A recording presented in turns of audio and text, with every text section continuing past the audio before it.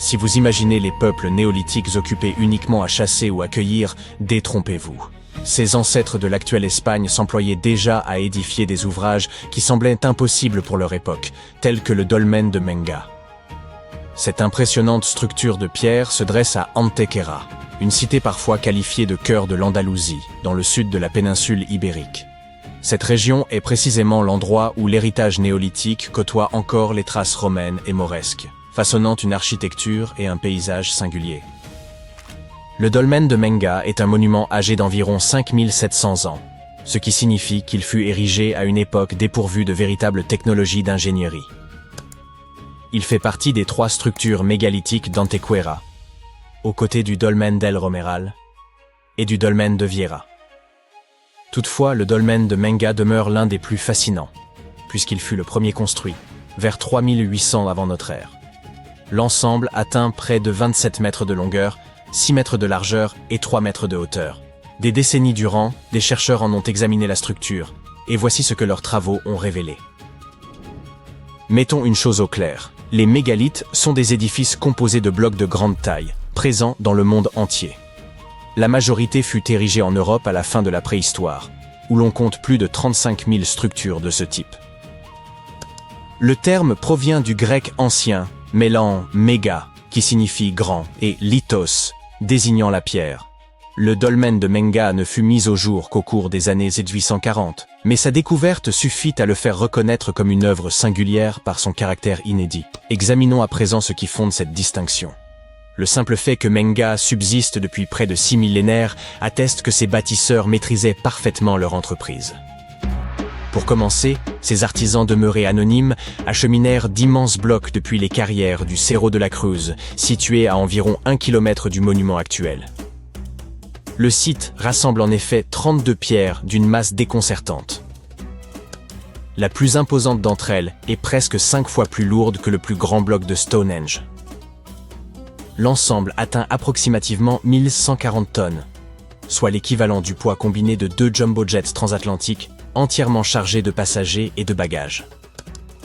La pierre la plus massive de Menga, connue sous l'appellation C5, avoisine les 150 tonnes, un poids comparable à celui d'une baleine bleue. En d'autres termes, ces anciens ouvriers manipulèrent la plus lourde pierre jamais déplacée dans le cadre du phénomène mégalithique de la péninsule ibérique, et la seconde plus imposante en comparaison de la France. Si vous posez la question, la première place revient à un gigantesque monolithe de 330 tonnes utilisé pour ériger le grand menhir brisé d'Ergra dans le Morbihan. Comment, toutefois, parvinrent-ils à un tel exploit? Leur premier défi consistait à choisir avec soin les roches destinées à la construction. Les spécialistes estiment que le bâtisseur privilégia des calcarénites et des calcirudites, roches tendres ou modérément tendres, probablement sélectionnées parce qu'elles s'ajusteraient plus aisément avec le temps. Il leur fallut ensuite déplacer ces colosses. L'hypothèse la plus cohérente suppose qu'ils aménagèrent un parcours de transport, recourant à des échafaudages, des cordes et à la seule gravité pour réduire la friction. Lors des descentes, les ouvriers devaient contrôler avec exactitude l'accélération et le point d'équilibre de chaque bloc. Souvenez-vous qu'ils utilisèrent des roches tendres. La moindre manœuvre exigeait donc une prudence extrême avec les cordes.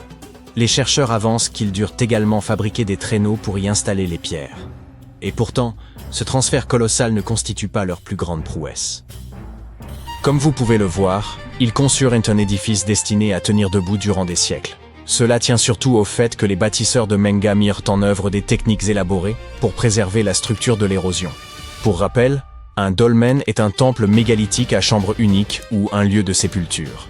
La plupart se composent de 2 ou plusieurs monolithes dressés soutenant une grande dalle horizontale, souvent appelée table.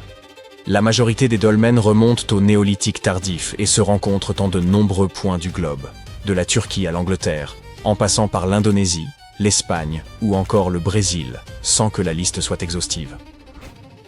Dans le dolmen de Menga, les chercheurs estiment que les bâtisseurs déployèrent des précautions particulières pour imperméabiliser l'ensemble. Les pierres verticales formant les parois ne furent pas disposées perpendiculairement, mais inclinées vers l'intérieur selon un angle d'environ 84 à 85 degrés, rendant la partie supérieure de la chambre plus étroite que sa base et lui conférant ainsi une forme trapézoïdale. Ces blocs s'appuyaient aussi latéralement les uns sur les autres, et ce choix ne relevait en rien du hasard. Les constructeurs durent recourir à des instruments relativement sophistiqués, tels que des niveaux et des équerres, afin de garantir une précision extrême des angles. Un chercheur compara même cette entreprise à l'assemblage d'un gigantesque puzzle de Tetris, où la moindre erreur était presque impossible à corriger tant les pierres étaient lourdes à déplacer. Pour obtenir une inclinaison si subtile, les bâtisseurs durent aménager de profondes cavités de fondation destinées à accueillir les blocs. Ces ancrages leur permirent de contrôler avec exactitude le positionnement millimétrique des pierres afin qu'elles s'emboîtent véritablement les unes dans les autres. Le point culminant résidait littéralement dans les pierres de fait. Une fois ces dalles massives posées, l'ensemble formait une boîte compacte. Ils creusèrent ensuite l'intérieur à même le substrat rocheux, tout en préservant intactes les parois et la voûte. Pour protéger la chambre, il recouvrira le tout d'un vaste tertre de terre, comme si l'on enveloppait l'édifice dans une épaisse couverture. Ce remblai maintenait la chambre sèche et tempérée, et ajoutait une stabilité supplémentaire, comparable à une sorte de camisole naturelle, maintenant chaque élément en place. Il convient d'ajouter un élément essentiel. Les bâtisseurs alignèrent le dolmen sur les montagnes voisines, non seulement pour répondre à des exigences pratiques, mais aussi afin de produire, au sein de la chambre, des jeux de lumière saisissants. Cet agencement révèle l'ampleur de la réflexion qui présida à l'édification du mégalithe et témoigne du lien profond que ces constructeurs entretenaient avec l'astronomie. Un chercheur passionné du site a expliqué que la raison précise de la construction des dolmens restait incertaine. Peu de reliques y ont été découvertes, mais beaucoup s'accordent à penser qu'ils servaient à la fois de temples et de sépultures destinées à des personnages de haut rang, d'où leur édification pour traverser les siècles. Le dolmen de Menga, en particulier, fut bâti dans une région sujette à l'activité sismique, ce qui justifiait davantage la robustesse exceptionnelle de sa structure. Il semble par ailleurs que les bâtisseurs aient envisagé d'autres considérations. Depuis l'entrée du dolmen, le regard se porte simultanément vers le rocher des amoureux et vers le lever du soleil. Ce rocher occupe une place majeure dans le folklore local et s'intègre au circuit des dolmens d'Antequera, bien qu'il ne s'agisse pas d'un monument mégalithique, mais naturel. La tradition raconte que son nom proviendrait d'un couple d'amants qui se seraient jetés du sommet, leur union étant interdite en ce monde. Une authentique tragédie digne d'un Roméo et Juliette, pourrait-on dire. Le dolmen de Menga présente également un alignement astronomique, à l'instar de la majorité des dolmens à travers le monde. Lors du solstice d'été, un moment précis de la journée voit les rayons du soleil pénétrer dans la chambre, éclairant le côté droit tout en plongeant le côté gauche dans l'ombre. Une telle disposition exigeait une précision exceptionnelle dans la conception du dolmen, n'est-ce pas? En matière de folklore, tandis que certaines traditions attribuent la construction de ces dolmens impressionnants à de petits hommes gris venus d'autres planètes, la culture ibérique propose une interprétation différente. Selon les légendes locales, on y évoque les Mouras enchantés, des créatures comparables à des fées, considérées comme des élémentaires de la terre.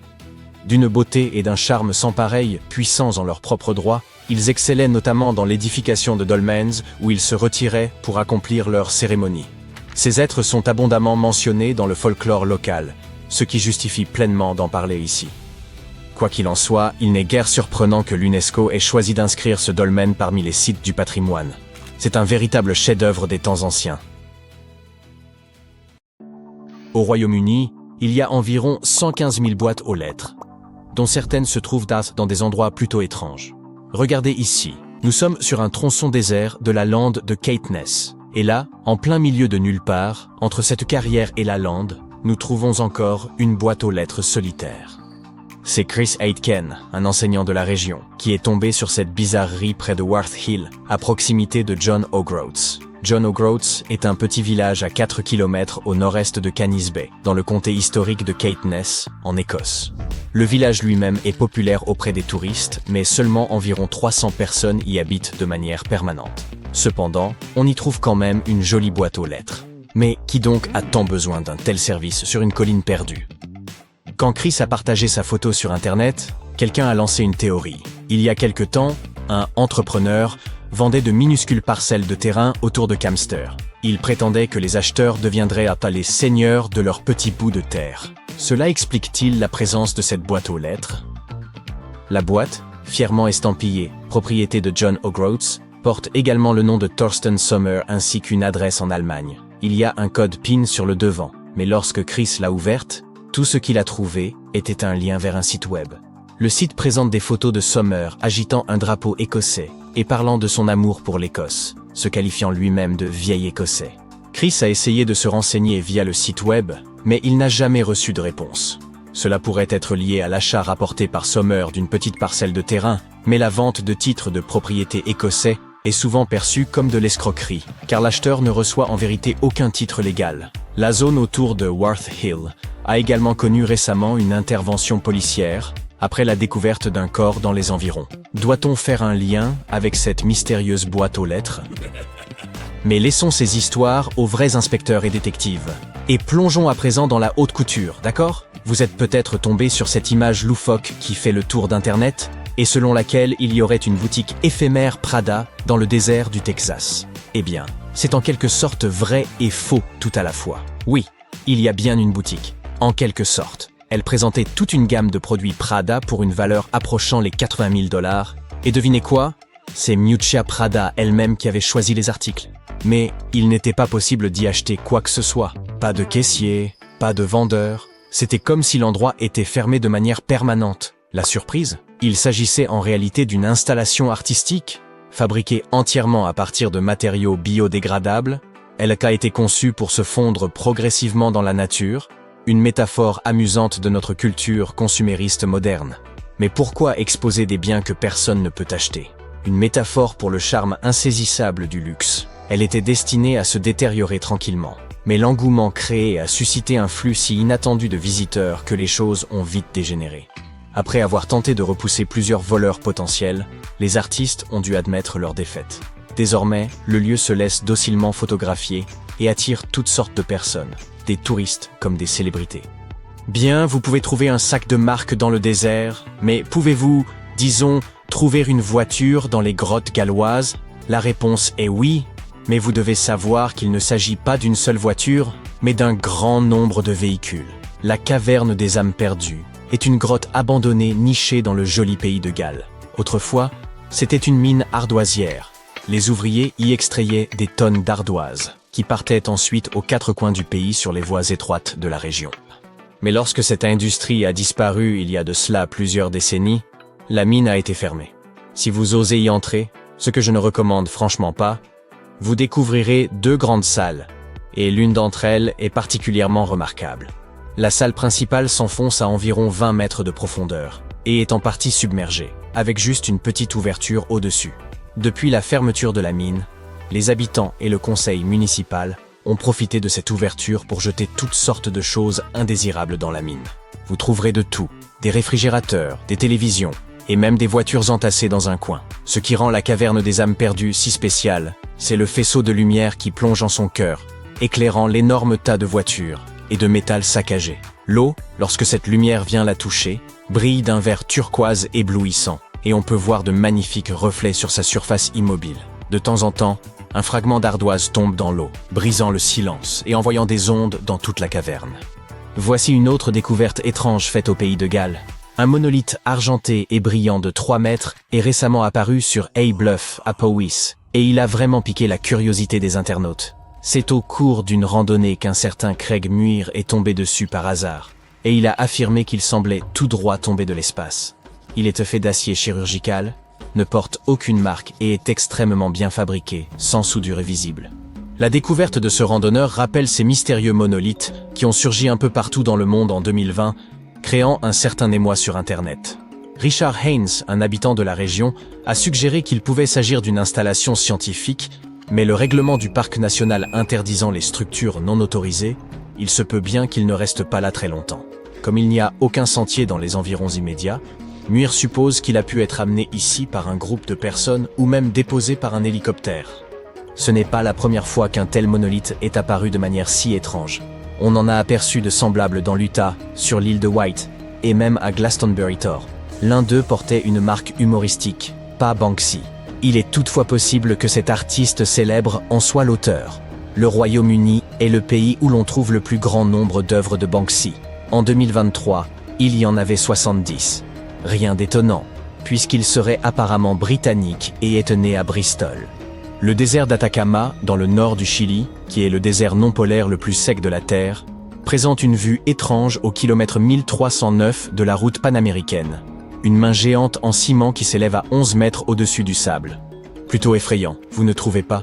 Mais rassurez-vous, il ne s'agit pas d'un monstre sorti de terre pour vous attirer par les chevilles dans un monde souterrain.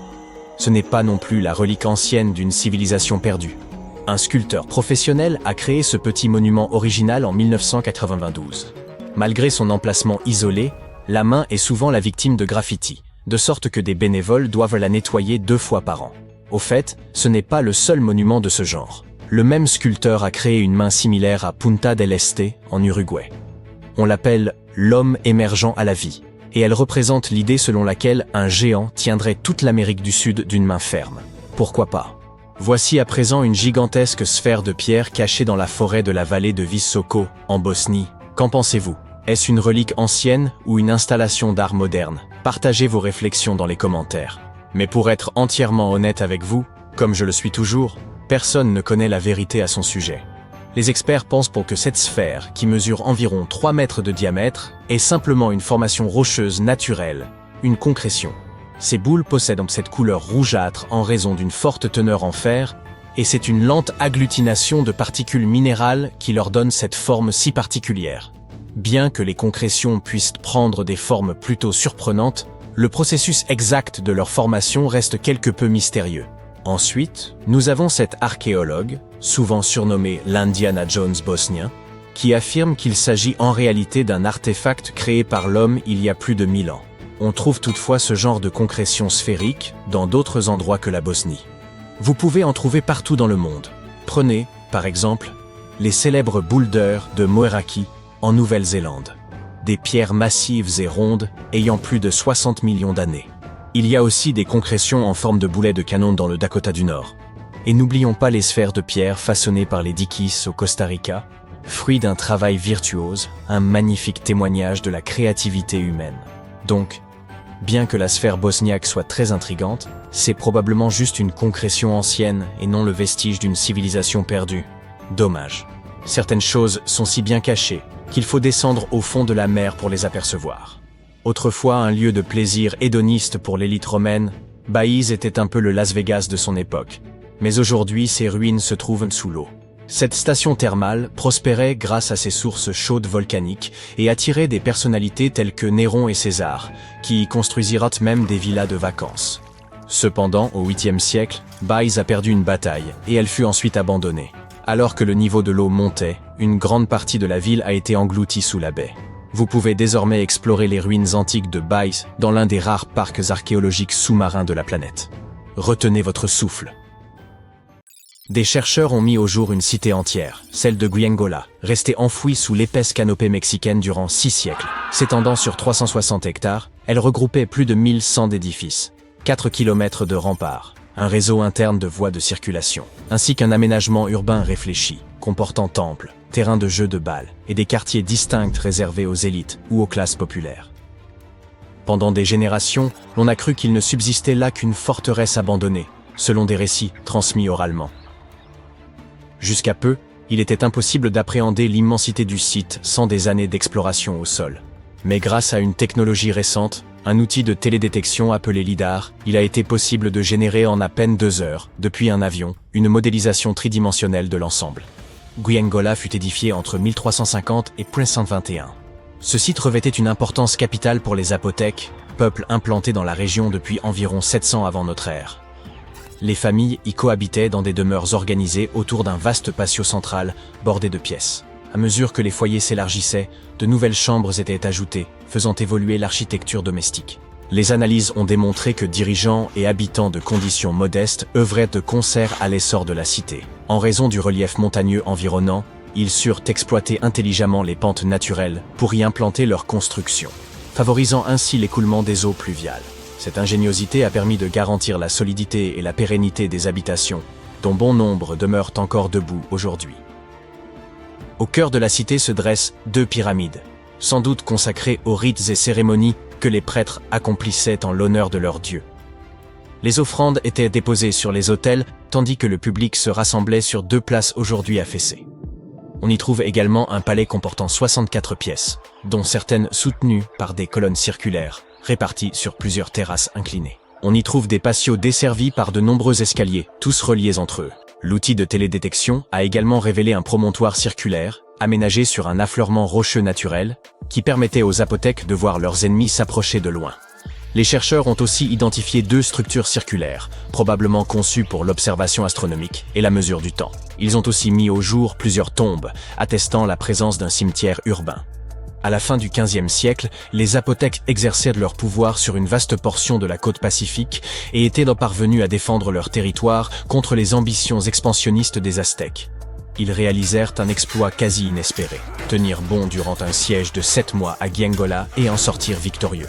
Après cette victoire, ayant conservé leur domination sur le sud mésoaméricain, les apothèques n'avaient plus besoin de demeurer à Giangola. Si les montagnes offraient certains avantages, l'accès à l'eau douce et à des terres fertiles pour l'agriculture s'avérait essentiel. La petite ville de Tehuantepec, située à 19 km à peine, réunissait ces conditions. Ils s'y établirent donc peu avant l'arrivée des Espagnols, en 1521. Avec le temps, les pratiques culturelles des apothèques commencèrent à décliner. Leur civilisation ne s'éteignit toutefois pas totalement. Aujourd'hui encore, plus de 3000 apothèques résident dans l'état mexicain d'Oaxaca, où ils continuent de perpétuer leur langue et leurs traditions.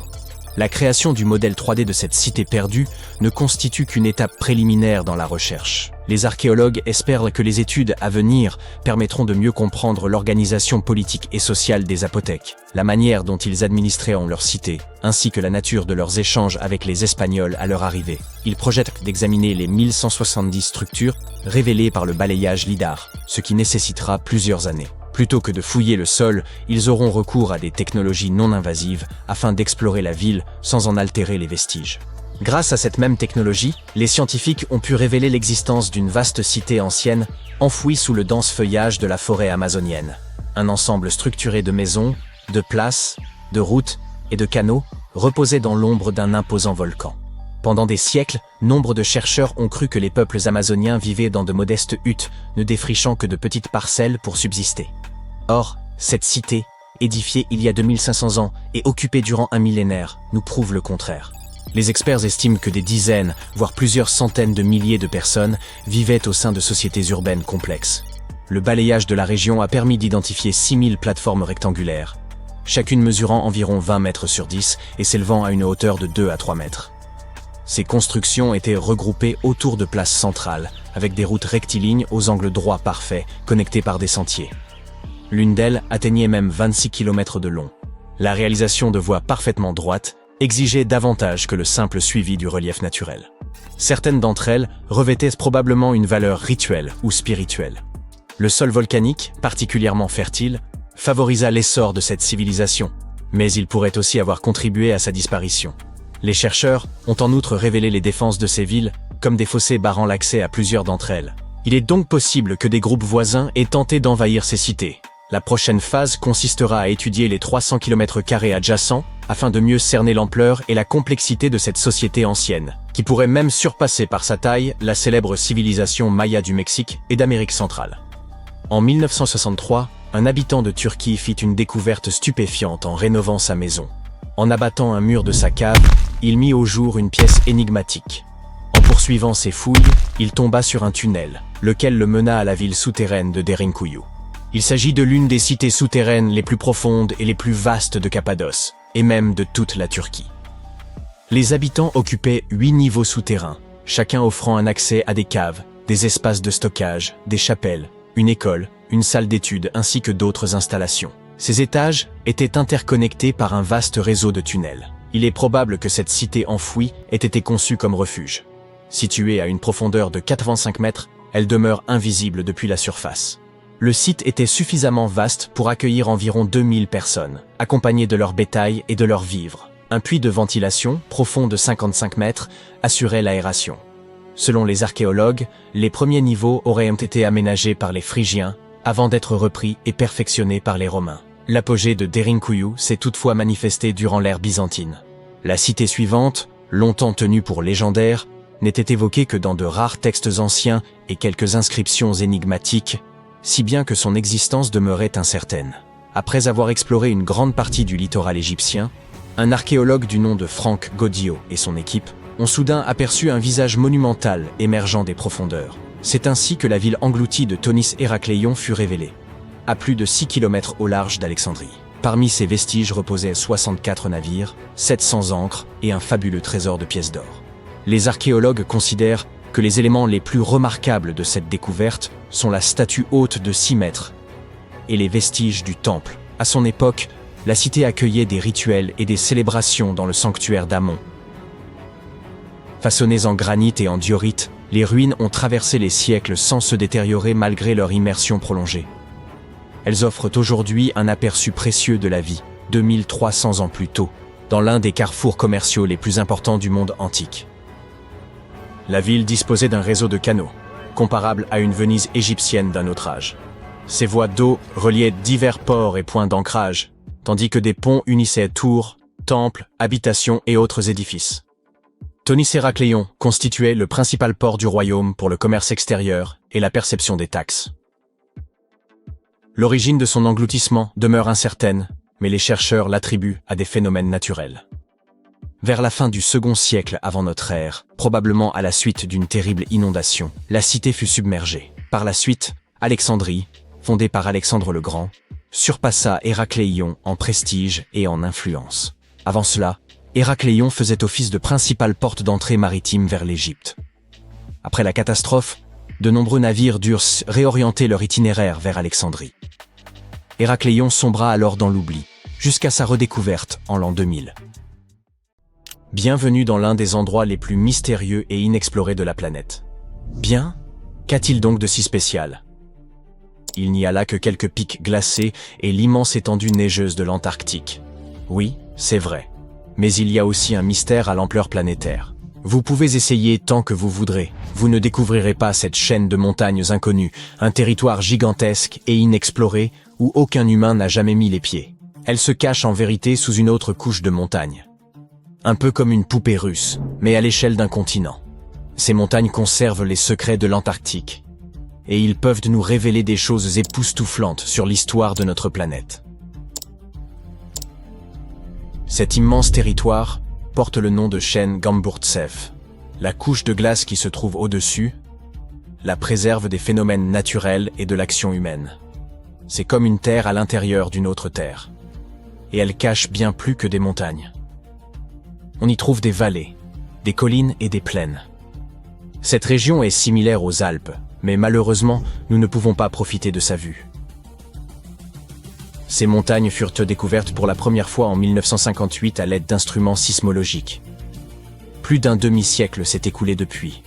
Pourtant, elles restent l'un des objets tectoniques les moins étudiés sur Terre. Pourquoi? À cause de la glace. Il y a énormément de glace. Qui sait, peut-être d'ancestraux artefacts inconnus y sont-ils enfouis? Et pourquoi pas une ville secrète ou des vaisseaux spatiaux? C'est peu probable, bien sûr. Mais ce serait tout de même intéressant d'aller y jeter un œil. Imaginez des centaines ou même des milliers de kilomètres de terre restés inchangés pendant des centaines de millions d'années. Même si on n'y trouve pas de nouvelles espèces d'animaux ou les vestiges d'une ancienne civilisation, cet endroit a tout de même forcément une histoire. L'histoire de la formation des continents de notre planète. Et les scientifiques ont déjà compris une partie de cette histoire. Ces montagnes enfouies d'Antarctique étaient à l'origine des montagnes ordinaires, mais à la suite d'un événement d'une ampleur inédite, elles se sont simplement... Attendez une minute.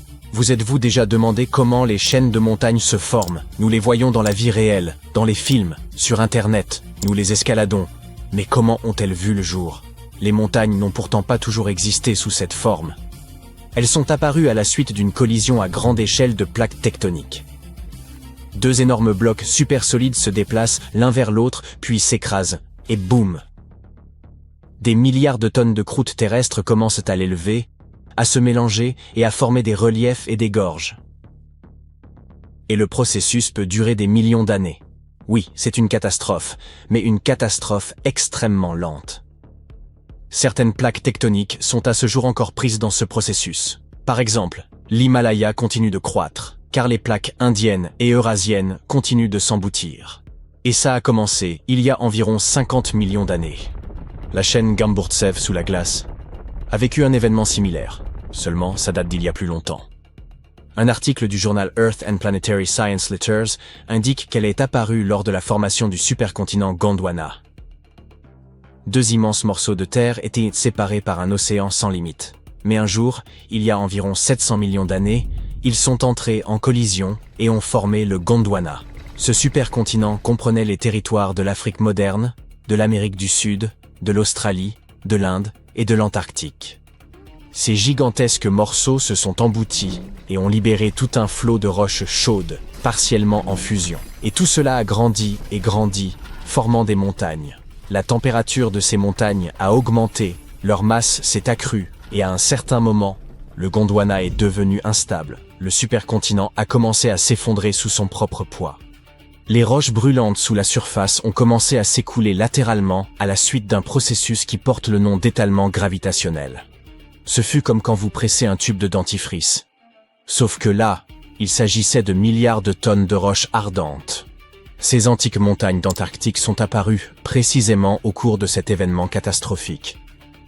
Vous venez de visionner la simulation d'événements planétaires qui se sont produits il y a des centaines de millions d'années.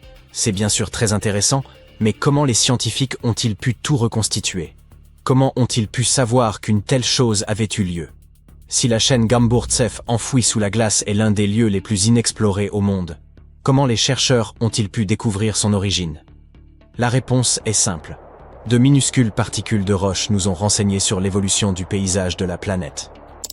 Il s'agit des zircons, et les scientifiques les qualifient de véritables capsules temporelles. Ce minéral est très résistant face aux influences mécaniques et chimiques. Il est difficile à écraser.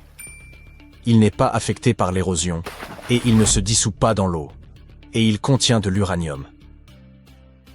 Cet élément chimique indique l'âge de la roche aux scientifiques.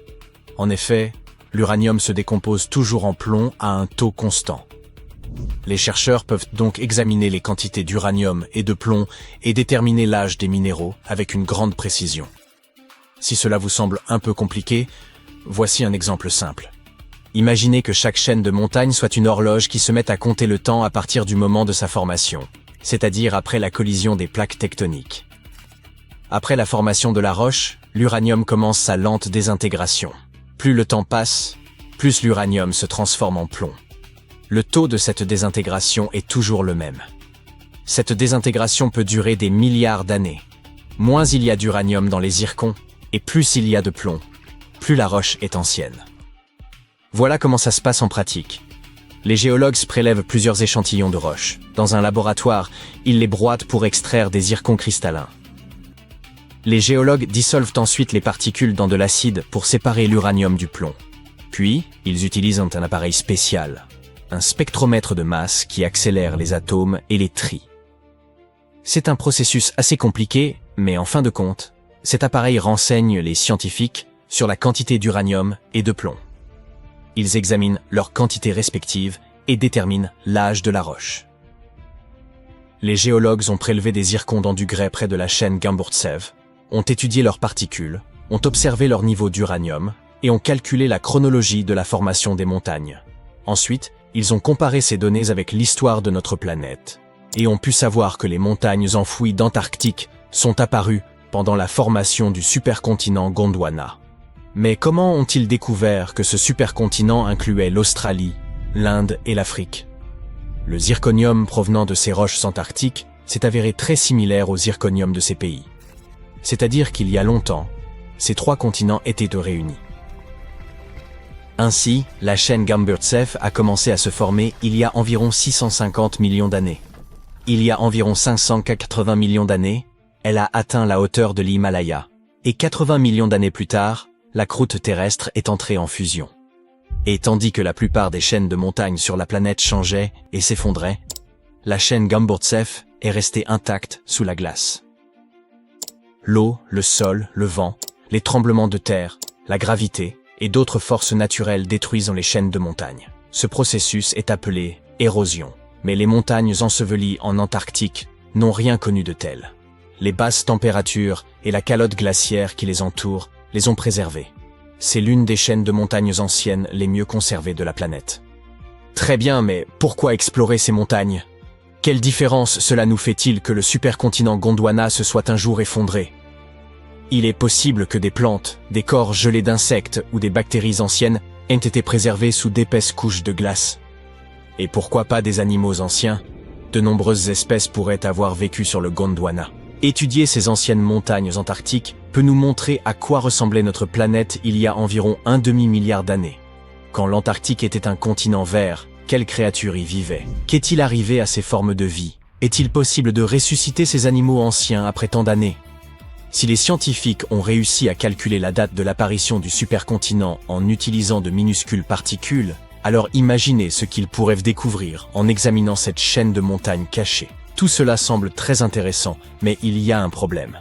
Pour extraire un petit morceau de ce monde inconnu, il vous faudrait percer au travers d'immenses couches de glace. Il vous faudrait acheminer des équipements extrêmement lourds vers l'un des continents les plus inaccessibles au monde, construire des stations, obtenir une source d'énergie et mener des recherches à grande échelle. Et cela serait incroyablement coûteux. Par conséquent, ce territoire caché restera probablement un mystère pendant encore longtemps. Espérons juste qu'un milliardaire voudra un jour découvrir les secrets de l'Antarctique et y organiser une expédition de grande envergure. Eridu, une mégapole antérieure à la première civilisation connue et plus ancienne que les pyramides de Gizeh, gisait enfouie dans les sables du désert mésopotamien depuis plus de 2000 ans. Une découverte scientifique récente bouleverse désormais nos connaissances sur cette cité antique. Les chercheurs ont mis au jour plus de 4000 canaux autour d'Eridu, qui alimentaient en eau plus de 700 fermes exploitées entre le 6e et le début du 1er millénaire avant notre ère. Eridu fut fondée vers 5400 avant Jésus-Christ et fut la ville des premiers rois, ainsi que la première cité historique selon la liste royale sumérienne, ce texte ancien gravé sur une tablette d'argile. Les anciens Sumériens croyaient que cette ville avait été créée par les dieux lorsqu'ils décidèrent de s'établir sur Terre. Eridu occupe une place si importante dans les mythes et légendes sumériens qu'on finit par la considérer, à un certain moment, comme un lieu purement mythique. Le mythe le plus célèbre raconte que les cieux furent courroucés par le tumulte des humains et qu'ils envoyèrent un grand déluge pour les anéantir. Une étude récente a révélé que l'Euphrate constituait la source d'eau de l'ensemble de la cité. Les chercheurs ont cartographié les vestiges du paysage ancien et identifié un réseau sophistiqué de canaux d'irrigation artificielle. Ils ont découvert 200 canaux principaux captant l'eau de l'Euphrate, lesquels alimentaient à leur tour 4000 canaux secondaires. L'équipe a mobilisé images satellitaires, vues par drone, analyse des sols, anciens registres et technologies de télédétection pour en dresser la cartographie complète. Les 700 fermes bénéficiaires présentaient des superficies variées, allant de 460 à plus de 18 000 m². Les canaux principaux mesuraient de près de 1000 mètres de long, certains s'étendant sur plus de 8 km, tandis que les plus petits pouvaient n'atteindre que 10 mètres. En Mésopotamie, les rivières constituaient la principale source d'eau pour l'agriculture, obligeant les cultivateurs à maîtriser l'art d'acheminer l'eau depuis le fleuve jusqu'à leurs champs. Tout débuta par des techniques rudimentaires, telles que le creusement de petites rigoles, mais au fil des générations, ils apprirent à édifier d'immenses canaux atteignant parfois 100 km de long. L'Euphrate lui-même facilitait leurs tâches. L'eau descendait naturellement le long de ces berges surélevées, et les brèches naturelles la laissaient s'épancher sur les terres voisines. Les chercheurs ignorent à quelle époque chaque canal fut utilisé, et il paraît improbable que les 4200 canaux aient fonctionné simultanément durant cette vaste période. Eridu fut jadis un centre religieux et commercial d'une grande importance, grâce à sa position stratégique sur le golfe Persique. Son économie reposait essentiellement sur la pêche, rendue possible par les eaux de l'Euphrate. Les chercheurs y ont découvert des filets et des poids de pêche, ainsi que des ballots entiers de poissons séchés. On y a également trouvé des modèles de bateaux en roseau, première preuve matérielle connue de navires construits par l'homme.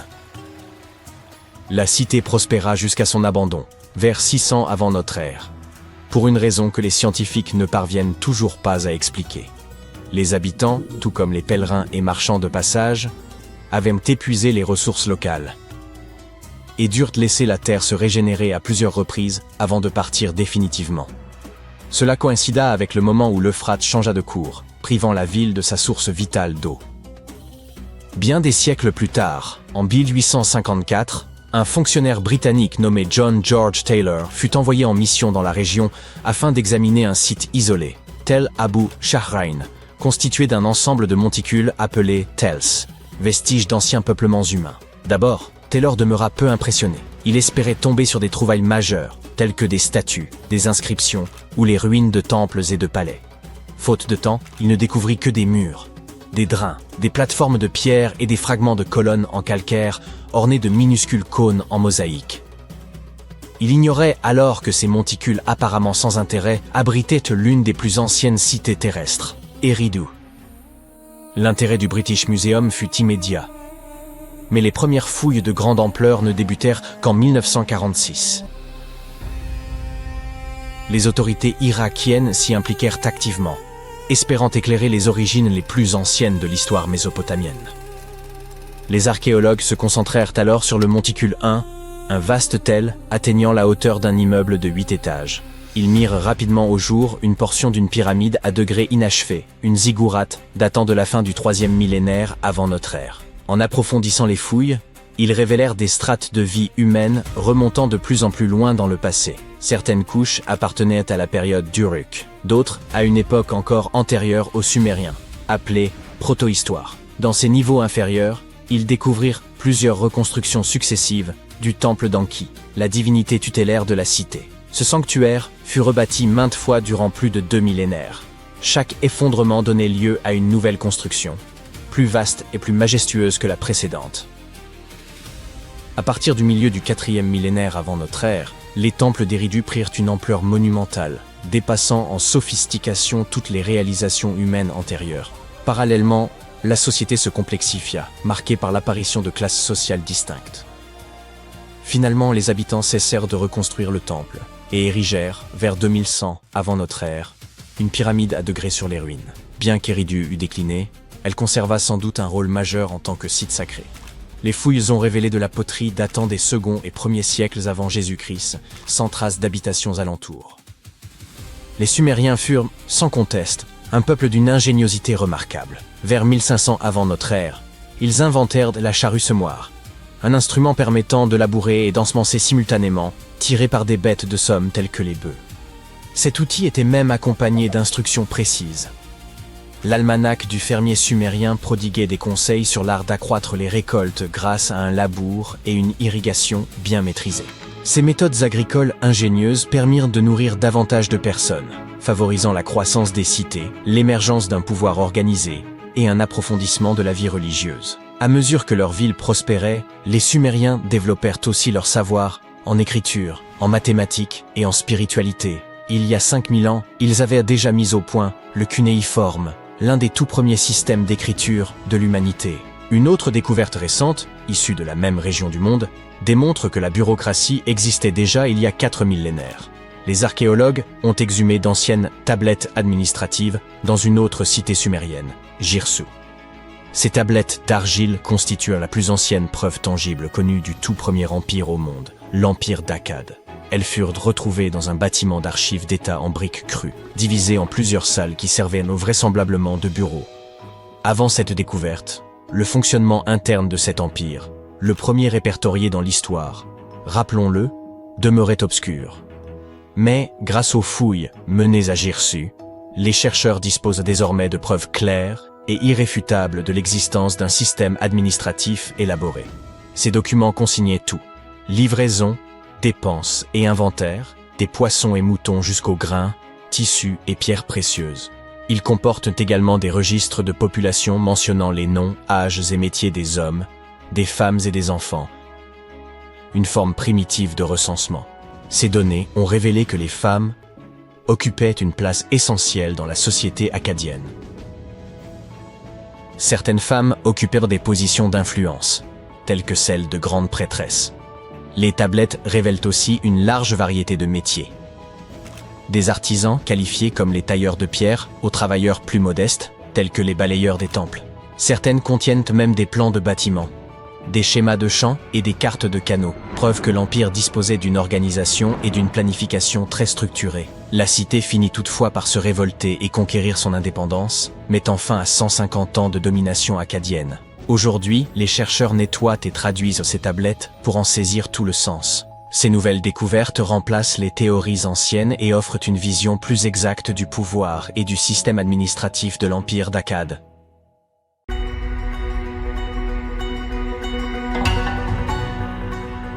Jetez un œil à ces pierres. À première vue, elles semblent ordinaires. Ce ne sont que des dalles anciennes, les ruines d'un bâtiment quelconque.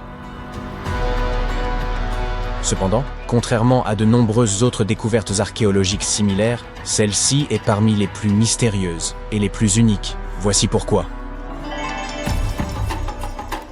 Ces pierres sont les vestiges d'un grand complexe religieux appelé Pumapunku, situé en Bolivie. Les scientifiques n'en sont pas certains, mais il est probable que Pumapunku ait été construit sous l'empire des Tiwanaku, qui a existé entre l'an 300 et l'an 1000 de notre ère, avant l'empire Inca. Aucune information ne suggère que cette civilisation disposait de technologies de construction avancées. De plus, il est possible qu'elle n'ait même pas connu l'écriture. Chacune de ces pierres a été sculptée et polie avec une précision remarquable. Elles s'emboîtent parfaitement, comme les pièces d'un puzzle. Le travail est si raffiné qu'il serait impossible d'y glisser même une lame de rasoir. C'est assez impressionnant pour un peuple qui vivait il y a environ 1500 ans. En outre, ces pierres sont très lourdes. Les plus grosses pèsent environ 130 tonnes. Comment les ont-ils transportées d'un endroit à un autre? Les scientifiques pensent que cette civilisation ignorait l'existence de la roue. Alors, comment ont-ils réussi à construire une structure aussi parfaite? Les Tiwanaku disposaient-ils des connaissances et des outils nécessaires pour travailler la pierre? Ou quelqu'un d'autre a-t-il construit Pumapunku? Plusieurs théories existent à ce sujet. Théorie numéro 1. Une civilisation avancée est arrivée en Amérique du Sud, a collaboré avec les Tiwanaku pour construire cette merveille d'ingénierie, puis est repartie. Théorie numéro 2. Des êtres venus d'une autre planète ont débarqué sur Terre, ont montré aux humains comment construire des structures parfaites et ont créé Pumapunku. Cette théorie est toutefois peu crédible. Un autre scénario du même ordre suggère que Pumapunku a été construit par des créatures mythologiques issues de la culture sud-américaine de l'époque. Théorie numéro 3. La plus plausible. Il n'y a aucun mystère. Les Tiwanaku constituaient une civilisation avancée dotée de technologies de construction incroyables. Qu'en pensez-vous? Bien, nous venons de voir des pierres parfaitement rectangulaires utilisées pour construire un temple. Que diriez-vous de pierres parfaitement rondes destinées à l'étude du ciel étoilé? Ou à d'autres fins, qui sait? Alors bienvenue au Costa Rica. Au sud de ce pays se trouvent les sphères d'Iki. Il s'agit de pierres rondes, lourdes et de grande taille, créées à l'époque précolombienne, vers l'an 600 de notre ère. Ces pierres proviennent d'un type de roche unique, formé à partir de magma refroidi. En d'autres termes, quelqu'un a attendu la fin d'une éruption volcanique et le refroidissement du magma, puis a utilisé ce matériau pour sculpter ces sphères. Mais comment ont-ils fait pour obtenir une forme aussi parfaite? Selon les scientifiques, ils auraient utilisé de petites pierres pour broyer et sculpter le magma refroidi. Certains spécialistes pensent que ces pierres étaient destinées à s'orienter, qu'elles servaient à indiquer leur chemin aux voyageurs. D'après une autre théorie, les sphères d'Ikis étaient utilisées pour l'astronomie. Personne ne connaît la vérité. Et nous ne l'apprendrons peut-être jamais, car tous ceux qui connaissaient le secret de ces pierres ont disparu à la suite de la conquête espagnole.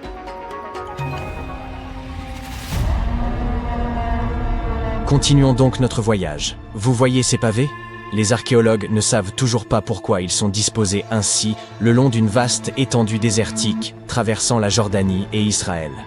Ces pierres étranges forment une chaîne de 64 km de long et sont ici depuis environ l'an 300 avant J.A.C. Comme elles ont été découvertes par des aviateurs il y a une centaine d'années, on les a surnommées « cerfs-volants du désert ». L'une des théories les plus populaires à leur sujet suggère qu'elles furent placées à cet endroit pour attirer les animaux et les capturer. Apparemment, les chasseurs anciens connaissaient bien le comportement de la faune locale, et ils étaient sûrs que les bêtes finiraient par marcher le long de ces pavés, et qu'ils finiraient par tomber dans une fosse préparée à l'avance.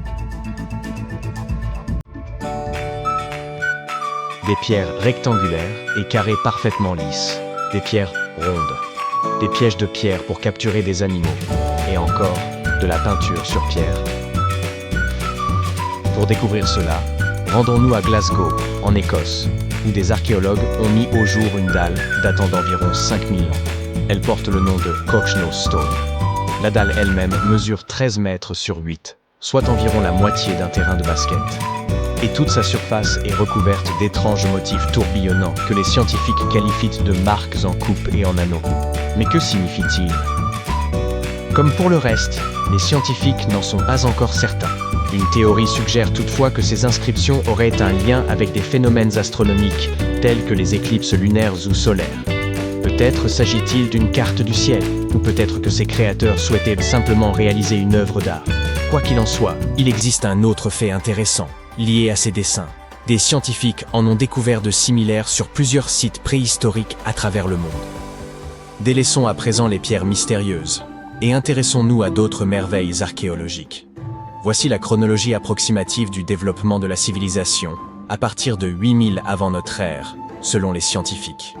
Tout d'abord, les hommes s'installent dans un endroit et y construisent une ville ou un village. Puis ils se lancent dans l'agriculture, avant de construire des temples. Cependant, en 1994, des archéologues ont déclaré « Non, l'ordre pourrait être différent. Et si les hommes avaient d'abord construit des temples pour vénérer des êtres mythiques supérieurs, avant de construire des villes et de se lancer dans l'agriculture ?» Rendons-nous en Turquie, dans la région rurale de Göbekli Tepe, où, au milieu des années 90, des archéologues ont découvert plusieurs piliers de pierre sur lesquels étaient sculptés des animaux. Cette structure ancienne remonte au 10e millénaire avant notre ère. Aujourd'hui, cet endroit est considéré comme l'un des plus anciens lieux de culte au monde.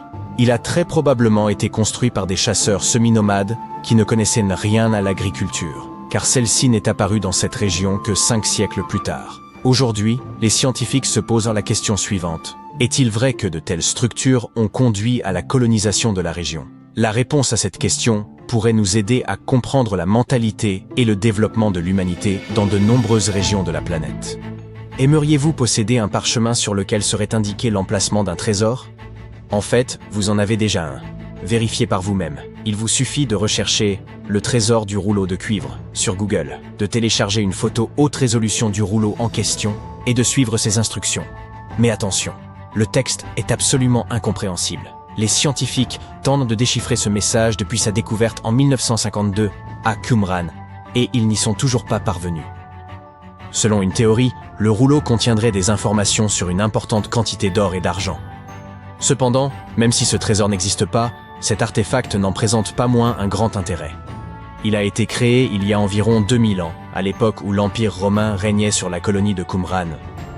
Peut-être les habitants de la région souhaitaient-ils cacher leurs objets de valeur aux légionnaires romains et ont-ils laissé un plan à leurs descendants? Lorsque vous vous approchez de cette merveille archéologique, vous ne remarquez rien. Mais si vous montez haut dans les airs et que vous regardez vers le sol, vous verrez des motifs étonnants, créés par le peuple de la culture Nazca. On les appelle les lignes de Nazca. Des pilotes et des passagers d'avions de ligne les ont aperçus pour la première fois dans les années 1920 et 1930, lors de vols au-dessus du Pérou. Ces grands dessins sont composés de lignes géométriques, d'images complexes d'animaux et de figures fantaisistes. Il y a plus de 2000 ans, un peuple a creusé à la surface du sol pour créer ces motifs. Mais pourquoi? Les lignes de Nazca continuent de fasciner les chercheurs et les passionnés d'archéologie. Les récentes avancées technologiques, telles que l'imagerie par drone et la cartographie par satellite, ont apporté un nouvel éclairage sur ces formations énigmatiques. Certains chercheurs s'intéressent désormais à la possibilité que ces lignes aient eu plusieurs fonctions, notamment celle de communiquer avec des êtres extérieurs à notre monde. Et cette hypothèse est plausible. Une partie des scientifiques pense que ces étranges motifs étaient un moyen rituel de communiquer avec les divinités de la civilisation Nazca. L'étude de ces merveilles archéologiques enrichit non seulement notre connaissance du passé, mais nous invite également à admirer l'ingéniosité et la créativité de l'esprit humain.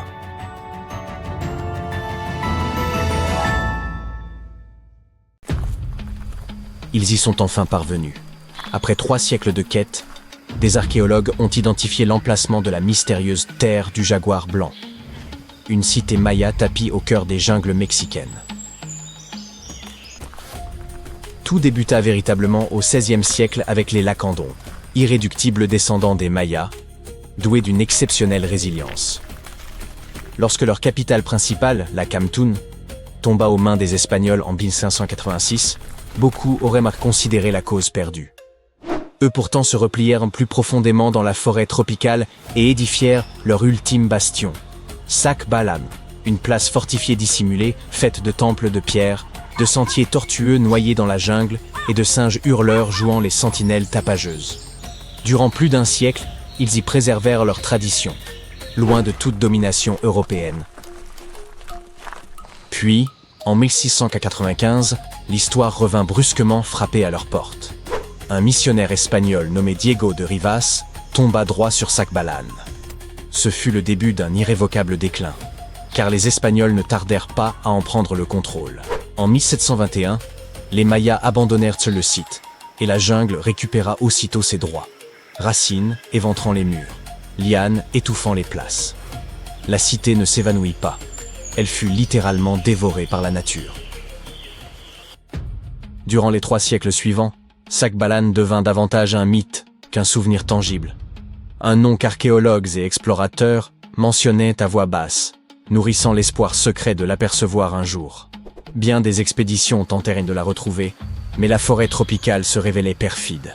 Chaque sentier paraissait identique, l'humidité réduisait les cartes en lambeaux, et même le GPS s'avérait impuissant sous l'épaisse voûte végétale. C'était comme chercher une aiguille dans une botte de foin, sauf que la botte était vivante, hérissée d'épines, et peuplée de jaguars prêts à faire de vous leur repas. Comment alors les scientifiques ont-ils percé l'énigme? Grâce à un unique élément, une lettre du XVIIe siècle. Dans ce document, Diego de Rivas décrivait en détail les routes, rivières et sentiers menant à Sac Balan. Il retraçait le périple de soldats marchant 4 jours jusqu'au Rio La Cantun, puis naviguant 2 jours vers l'église El Encuentro de Cristo, où ils abandonnèrent leur canoë avant de poursuivre à pied vers le lac Petén Itzá, au Guatemala. Ces indications étaient déjà très précieuses. Mais les chercheurs voulurent déterminer l'emplacement précis en recourant au système d'information géographique, SIG. Ils intégrèrent les différentes couches de végétation et la charge portée par chaque homme, afin de délimiter la zone où Sac Balan devait probablement se trouver. Le calcul fut concluant. Guidés par ces résultats, les archéologues se frayèrent un chemin dans la jungle et découvrirent des temples de pierre surgissant du sol tels des dents brisées, ainsi que des outils, des céramiques et même une église espagnole nichée au cœur des vestiges. Cette découverte ne se résume pas à de simples ruines spectaculaires, elle réécrit l'histoire. On pensait que les Lacandons s'étaient dispersés après la chute de Lacamtun. Mais Sac Balan démontre qu'ils se sont réorganisés, qu'ils ont résisté et préservé leur culture durant plus d'un siècle. C'est comme retrouver le dernier chapitre d'un récit que l'on croyait inachevé. L'ironie est frappante. Le missionnaire espagnol qui dévoila Sac Balan contribua à sa perte. Et pourtant sa lettre permit, bien plus tard, de lui rendre mémoire. Aujourd'hui, les ruines reposent au sein d'une réserve de biosphère, protégées par la même jungle qui les cachait autrefois.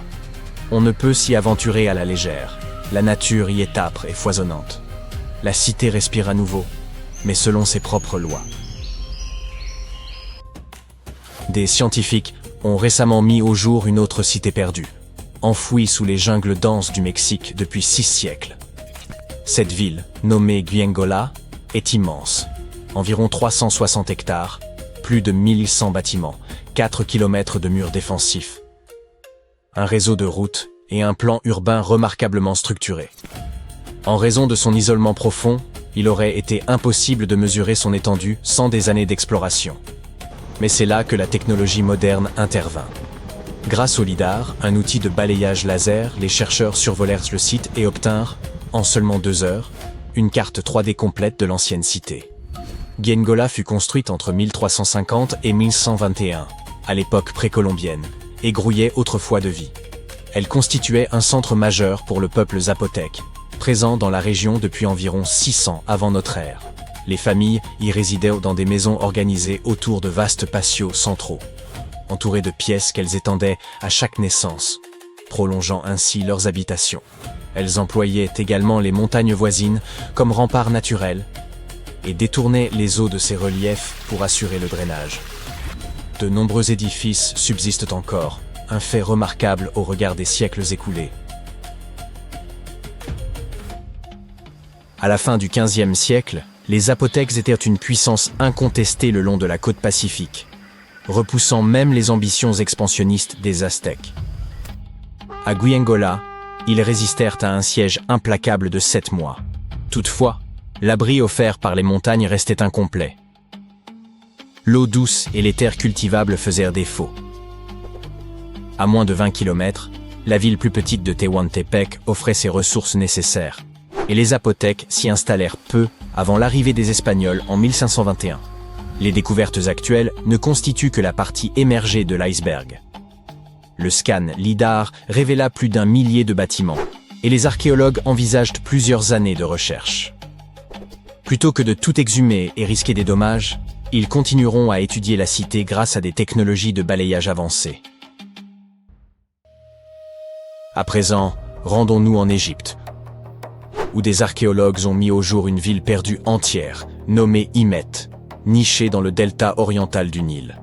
Elle était enfouie sous des couches de boue, d'eau et de siècles d'histoire, dissimulée dans un marécage en perpétuelle mutation.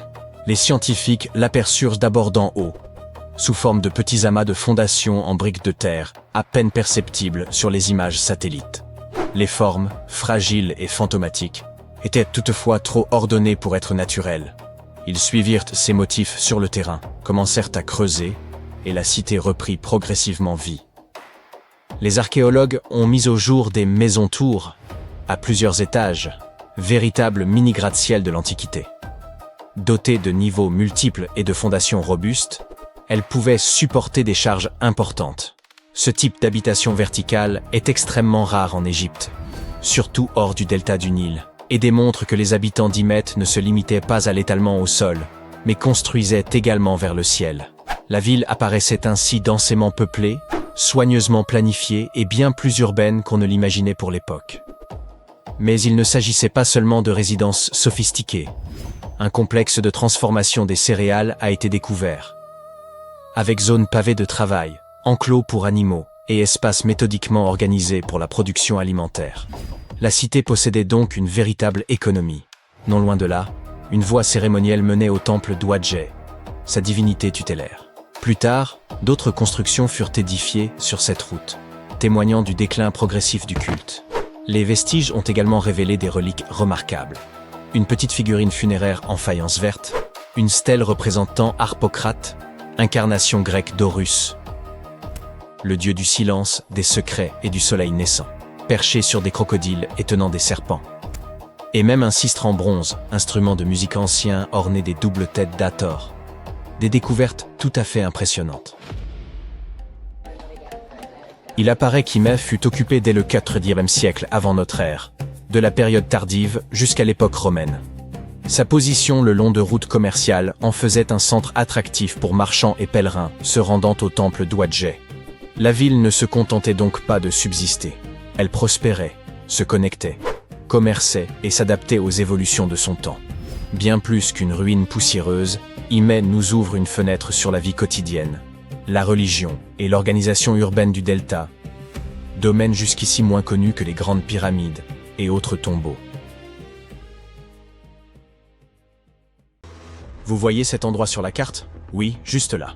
On estime qu'environ une centaine de personnes ont disparu ou ont perdu la vie ici. Pourquoi, demandez-vous? Il semble qu'ils cherchaient tous cet homme, Percy Fawcett. Il était un colonel britannique, célèbre pour ses yeux bleus perçants, sa barbe parfaitement taillée et son chapeau emblématique. Il ressemblait à un personnage de Orgueil et Préjugés, mais vivait davantage comme Indiana Jones. En réalité, ce personnage a été inspiré par l'histoire de Fawcett, mais sa disparition en 1925 fut plus macabre que n'importe quel scénario de film. Le colonel Fawcett était audacieux, pas le genre « demande le mot de passe du Wi-Fi de ton voisin » d'audacieux. Je parle d'un audacieux à part entière, du type « je ne me soucie pas tellement de ma vie ». Il avait été soldat au Sri Lanka et avait même fait un travail d'espionnage secret au Maroc, mais il avait besoin de plus. Ainsi, en 1906, Fawcett a commencé à explorer des parties du Brésil et de la Bolivie, où personne n'avait osé s'aventurer auparavant. Sa mission était de créer des cartes secrètes et stupéfiantes. Bon, ça ne semble pas très risqué, mais croyez-moi, ça l'était. Si vous voulez explorer le monde de nos jours, vous n'avez qu'à ouvrir Google Earth et... eh bien, c'est tout. Aucun danger, pas d'adrénaline. Peut-être juste une ou deux photos étranges de Street View. Ouf, mais nous parlons du début du XXe siècle, quand les satellites et cette voiture bizarre de Google n'existaient pas. À cette époque, si vous vouliez compléter la carte du monde, vous deviez réellement explorer la Terre à pied. Donc, c'est comme ça que le colonel Fawcett s'est retrouvé en Amérique du Sud. Et il est devenu célèbre pour ses expéditions visant à cartographier l'Amazonie sauvage. Par exemple, il a été le premier à enregistrer les emplacements des cascades dans cette région. Mais ensuite, il est devenu obsédé. On peut blâmer le manque de sommeil ou n'importe quelle boisson douteuse de la jungle amazonienne qu'il sirotait, mais soudain, il s'est mis à penser « Je parie qu'il y a une ville ancienne et avancée cachée quelque part par ici. » Alerte divulgateur, il n'y en avait pas. Mais il était accro à cette idée. Fréquenter les Indiens natifs pendant si longtemps l'avait convaincu que de grands groupes pouvaient totalement prospérer au milieu d'une immense forêt tropicale. Et bien sûr, Fawcett aimait une bonne vieille histoire d'aventure, surtout celle des XVIe et XVIIe siècles, écrite par des explorateurs européens. Dans ces récits, les aventuriers affirmaient avoir découvert de vastes colonies et de belles routes au cœur de l'Amérique latine. Mais l'histoire préférée de Fawcett de tous les temps provenait d'un manuscrit écrit en 1753. À l'époque, des aventuriers cherchèrent des métaux précieux au Brésil lorsqu'ils sont tombés sur une ville en ruine avec des bâtiments monumentaux, des routes et des places. Oh, et chaque coin avait une flèche de style romain. Naturellement, le colonel était totalement prêt à la trouver. Dommage que personne ne lui ait dit que ce manuscrit est principalement considéré comme un faux. Oui, cette histoire est aussi réelle que celle de Blanche-Neige. Mais ensuite, les choses se sont compliquées. La colonie décrite dans ce manuscrit était soi-disant située dans le nord-est du Brésil. Mais maintenant, il prétend qu'il y a une civilisation avancée dans le Mato Grosso, qui se trouve dans une autre région du pays. Alors, il a décidé de nommer cet endroit la Cité de Z. Dans les années 20, le colonel a lancé 2 expéditions distinctes pour la trouver. Mais les 2 voyages ont échoué, car il a dû faire face à un temps terrible, à la fièvre, et bien sûr, à l'épuisement. Maintenant, dites-moi dans les commentaires, que pensez-vous que Fawcett a fait après 2 expéditions ratées? Option A, il a abandonné. Option B, il a appelé sa mère. Option C, il a réessayé parce qu'il n'a pas compris le message que l'univers disait clairement « Arrête ». Bien sûr, l'option C est la bonne réponse. C'est bien du tenace Fawcett dont nous parlons. Donc, 3 ans plus tard, le colonel a finalement rassemblé suffisamment d'argent pour lancer une nouvelle expédition à la recherche de la Cité de Z. Tout ce dont il avait besoin, c'était d'une équipe de personnes assez folles pour le rejoindre. Des explorateurs célèbres et expérimentés supplièrent de l'accompagner. Mais non, Fawcett a décidé de prendre son fils et son meilleur ami à la place. En janvier 1925, ce trio courageux s'est lancé dans son voyage. Ils ont emporté des moustiquaires, des conserves et ont pris une promesse « Nous reviendrons ». Autre révélation, ils ne sont pas revenus. Oh là là, le voyage a commencé dans le New Jersey aux États-Unis. Puis, ils ont navigué jusqu'à Rio de Janeiro, au Brésil. Là, ils se sont arrêtés pour prendre des animaux de bas, comme des chevaux, et ont engagé quelques guides locaux. Maintenant, ils étaient prêts à se diriger vers la ville de Cuiabá. Gardez à l'esprit que les distances au Brésil sont incroyablement énormes. Ainsi, ce petit voyage était comme aller de Miami à Chicago, à pied. 3 mois plus tard, ils s'aventurèrent enfin dans la jungle pour la première fois. Et c'est là que le plaisir a vraiment commencé. Leur équipe a affronté des rivières infestées de piranhas, un dédale sans fin d'arbres épais, et le pire de tout, les insectes. Le zzzz constant et agaçant de milliers de moustiques les empêchait de dormir. Et le pied du meilleur ami de Fawcett est devenu énorme à cause des piqûres de tiques. Mais le colonel n'avait pas le temps de jouer à la babysitter avec le pied de princesse de son ami. Oh non, il était trop obsédé pour faire une pause. En fait, à un moment donné, il était tellement en avance sur ses compagnons qu'il a dû camper seul pour une nuit. Le 29 mai, Fawcett finit par retrouver ses esprits. Il n'y avait pas de Cité de Z. Mais cela l'a-t-il arrêté? Pas vraiment. Il a déballé leur équipement et renvoyé les guides locaux à Cuiabá. Mais avant de leur dire un adieu définitif, il leur a demandé de livrer une lettre à sa femme, disant quelque chose comme « Ne t'inquiète pas, chérie, notre fils va bien et devient plus fort chaque jour. » Bien sûr qu'il l'était. Quoi qu'il en soit, après cet adieu dramatique, le trio s'est aventuré seul dans la brousse. L'obscurité a englouti la forêt dense. Et puis, on ne les a jamais revus. D'accord, c'était intense. Alors, avançons dans le temps. 2 ans plus tard, les journaux spéculaient encore sur la possibilité que le trio puisse être encore en vie. Et Fawcett est devenu une légende, comme Bigfoot, mais moins poilu. Un homme a dit que le colonel était devenu l'un des locaux et vivait son heureux pour toujours dans la jungle. Un autre a dit qu'il était retenu prisonnier par les Indiens, mais personne ne pouvait confirmer aucune de ces observations. Ce n'est qu'en 1928 que les autorités britanniques ont finalement pensé « mieux vaut tard que jamais » et ont décidé de chercher Fawcett et son équipage.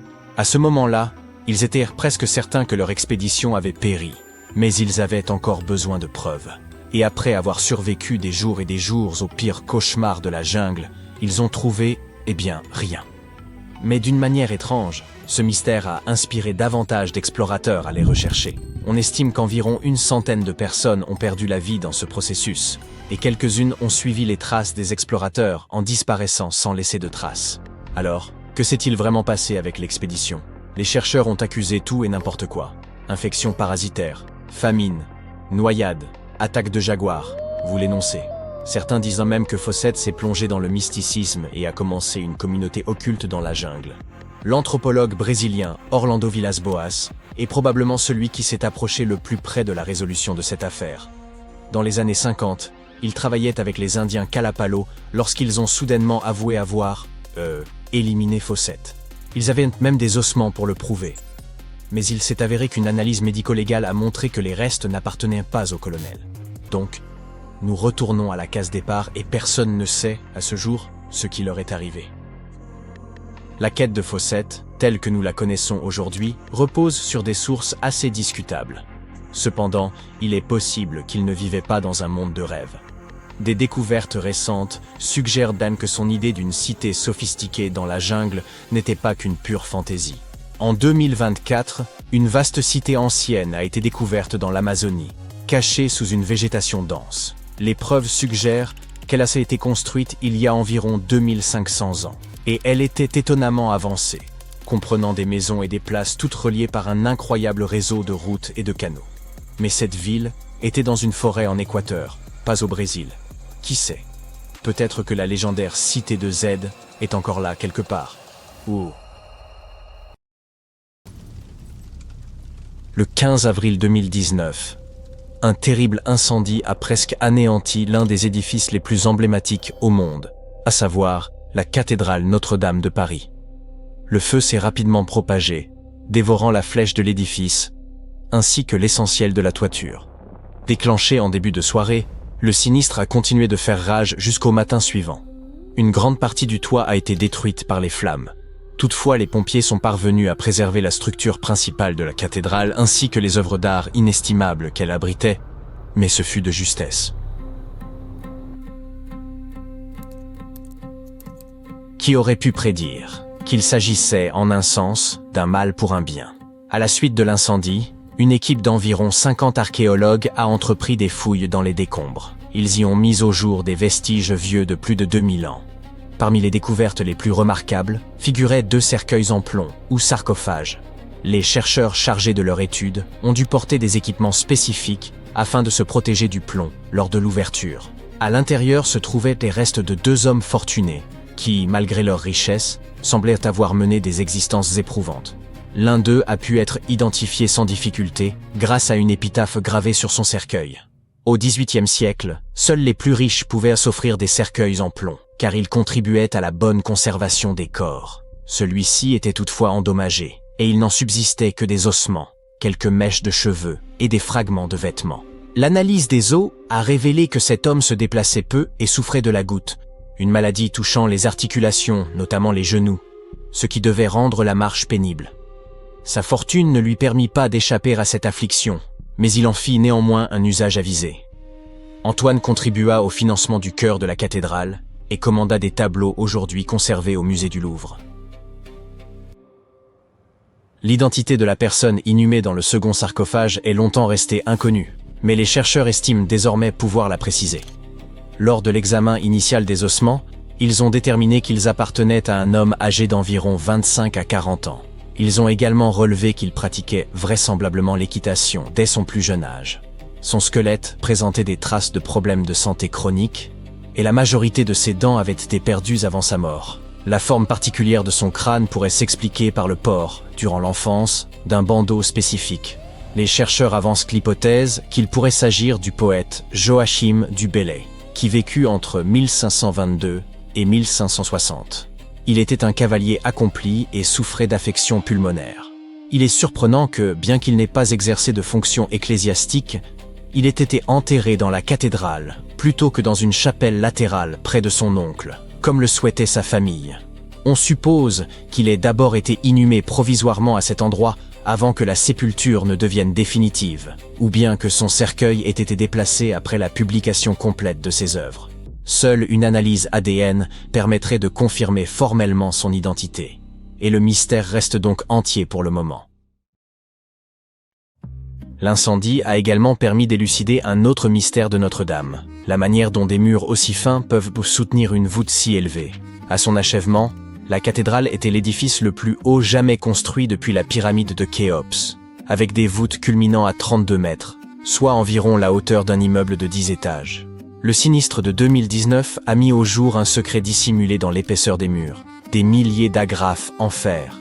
Chacune mesure entre 20 et 50 cm, soit la longueur d'une règle, et pèse entre 1 et 4 kg. Avant l'emploi du fer, les bâtisseurs inséraient des tiges de bois entre les murs afin de stabiliser l'ensemble. Mais le bois est moins résistant et se brise plus facilement. Le fer, en outre, se dissimule plus aisément dans la maçonnerie, donnant à la cathédrale l'apparence d'un édifice soutenu, comme par enchantement. Ce principe de squelette de fer s'est révélé si efficace que d'autres églises, comme les cathédrales de Beauvais, de Chartres ou de Bourges, l'ont adopté à leur tour. D'ailleurs, Notre-Dame aurait pu disparaître complètement au XIXe siècle. La cathédrale était à ce moment dans un tel état de délabrement que les autorités de la ville ont brièvement envisagé sa démolition. C'est alors que Victor Hugo, passionné d'architecture, a contribué à sauver la cathédrale grâce à son roman Notre-Dame de Paris. L'ouvrage a rencontré un franc succès et le public a redécouvert l'intérêt et la beauté de cette construction médiévale, qui a ensuite été restaurée. Une équipe d'artisans a consolidé les éléments existants et ajouté de nouveaux ornements, parmi lesquels une flèche de 750 tonnes, des statues en cuivre et les 56 chimères. Les gargouilles devenues emblématiques de Notre-Dame n'étaient pas présentes à l'origine non plus. La construction de la cathédrale s'est étendue sur près de 2 siècles, période durant laquelle le style gothique s'est imposé. Ainsi, lorsqu'elle a été achevée, Notre-Dame était déjà ornée de dizaines de ces créatures mythiques sculptées dans le calcaire. Leur rôle était avant tout utilitaire. Détourner l'eau de pluie loin des murs et des fondations, afin de protéger l'édifice contre l'érosion. En 1926, un ouvrage intitulé « Le mystère des cathédrales » a été publié à Paris par un certain Fulcanelli. Il avançait l'idée que les secrets de l'alchimie étaient dissimulés directement sur les murs de Notre-Dame. Cette discipline ancienne, parfois évoquée dans des œuvres de fiction comme la saga d'Harry Potter. L'alchimie ne constitue pas une science au sens strict, mais de nombreux historiens de l'art s'accordent aujourd'hui à considérer Notre-Dame comme un véritable texte alchimique gravé dans la pierre. Sur le toit de l'une des tours, la tour nord, se trouve une figure sculptée qui ne représente pas un saint, mais un alchimiste. Celui-ci arbore un bonnet phrygien, signe d'appartenance à l'hermétisme, un courant consacré à l'étude de savoirs secrets. À l'entrée principale de la cathédrale se dresse le grand portail dit du jugement dernier. Selon l'auteur du livre, ce portail recèlerait des indices relatifs à la pierre philosophale que les alchimistes pensaient capables de transformer les métaux ordinaires en or et d'accorder l'immortalité. Au centre du portail figure une femme tenant une échelle à 9 barreaux, appelée « échelle du philosophe » et censée symboliser les 9 étapes nécessaires à l'accomplissement de l'œuvre alchimique. De nombreux bas-reliefs en pierre ornent également l'édifice. L'un d'eux représente un homme tenant un bouclier marqué d'un caducée, symbole du dieu Hermès et du mercure, élément fondamental de l'alchimie. Dans la mythologie, ce bâton possédait le pouvoir de ramener les morts à la vie. 12 sculptures des apôtres décorent aussi les arcs latéraux du portail. L'un d'eux désigne un ange, lequel pointe vers la rive gauche de la Seine, ce que certains interprètent comme un indice sur l'emplacement de la pierre philosophale. Un aigle, sculpté sur le même portail, indique la même direction et symbolise, lui aussi, la capacité de transmutation des métaux en or. Les portes principales de Notre-Dame sont ornées de décors en fer d'une complexité qui impressionne encore aujourd'hui. Elles paraissaient donc presque irréalisables au Moyen-Âge, à une époque dépourvue de nos machines modernes. Selon une légende, cette ferronnerie aurait été réalisée par un jeune ferronnier nommé Biscornet. Il aurait consacré des mois à ce travail éprouvant avant que les motifs en fer ne soient enfin achevés et installés sur les portes de la cathédrale. À leur découverte, les spectateurs eurent peine à croire qu'une telle œuvre puisse être l'œuvre d'un simple mortel. Beaucoup affirmèrent qu'il avait conclu un pacte avec le diable, d'autant que les arabesques semblaient informer le nombre 666. Le fait que son nom signifie « à deux cornes » ne fit qu'alimenter les soupçons. Peu de temps après la pose des portes, Biscornet mourut, épuisé par le stress et l'ampleur de l'effort fourni. Pour nombre de Parisiens, cela confirmait les rumeurs. Ils pensaient qu'une entité sombre et surnaturelle était venue réclamer son âme en paiement du marché conclu pour créer ces portes extraordinaires.